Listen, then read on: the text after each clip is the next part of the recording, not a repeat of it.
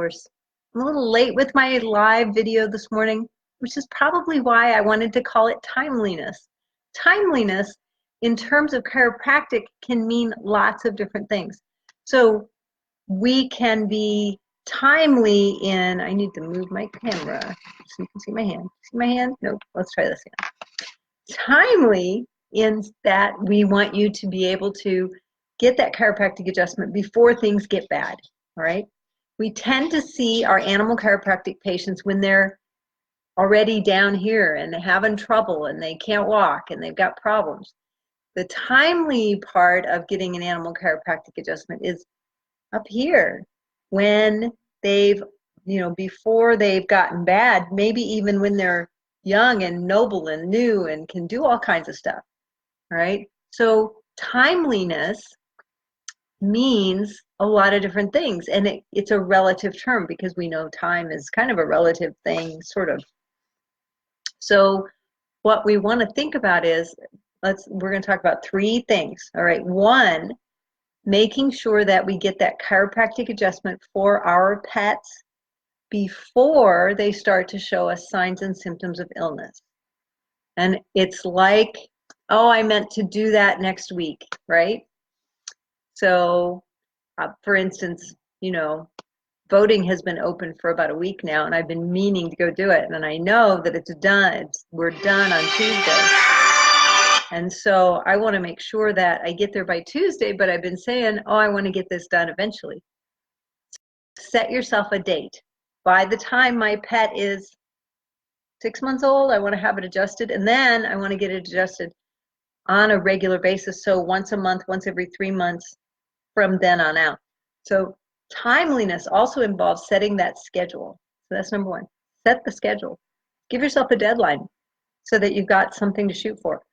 Timeliness, the other number two in animal chiropractic is that we have animals who have environmental issues. And when those environmental issues are going on, we want to make sure that we address them in a way that gets them taken care of in a timely fashion. So if we've already got issues, your line of time frame shortens up. So we got to get them in sooner rather than later, right? And so we also have to schedule that appointment now as opposed to in a week or in a month or sometime before they're 6 months old, okay? And then, again, follow-up. So that's number three. So number one, give yourself a schedule. Number two, if there's an issue, get it done sooner rather than later. And number three, give yourself a schedule so that we are on schedule on a regular basis. For animals, that means about once a month.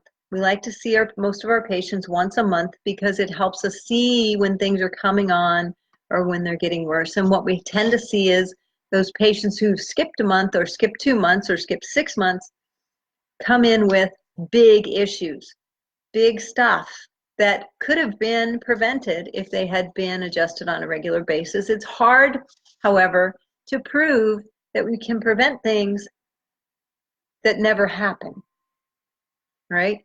So if we've been adjusting on that regular monthly basis and nothing ever happens that's traumatic or dangerous or badly eventful, guess what? We can't prove that it wouldn't have.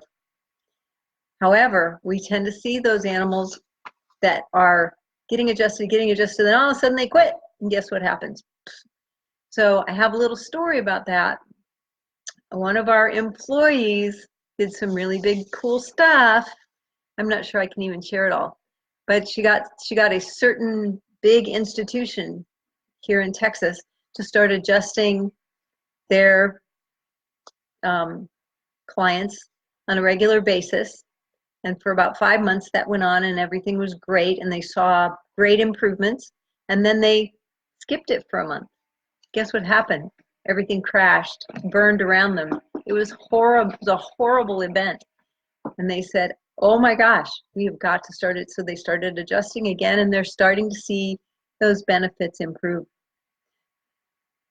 And we're talking about 500 people who are in this study. So that's just a little tidbit, a little fishing pole out there to get you thinking about how animal chiropractic can benefit those large groups of animals. All right. So, number one, get your schedule started, set your time. Number two, if it's emergent, if there's already, get your schedule set before there's a problem. But number two, if there's already a problem, get it in now. And then number three, set that schedule and maintain it.